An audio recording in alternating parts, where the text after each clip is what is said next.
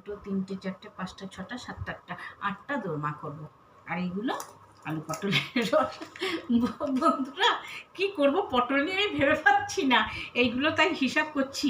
এইটা হচ্ছে আলু পটলের রসা বানাবো। এইখানে পটল কেটে রেখেছি গোটা গোটা করে, বীজগুলো বের করে নেবো, দানাগুলো। হ্যাঁ, এইটা হবে দোরমা।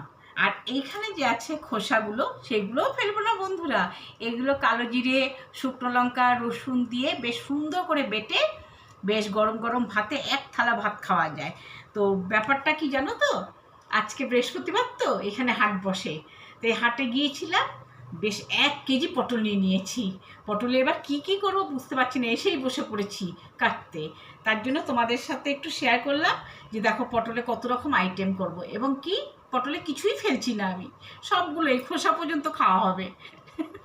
আর কি করব বন্ধুরা বলো, যেখানে যেরকম সেখানে সেরকম করতেই হবে। বটি নিয়ে বসে পড়েছি একেবারে।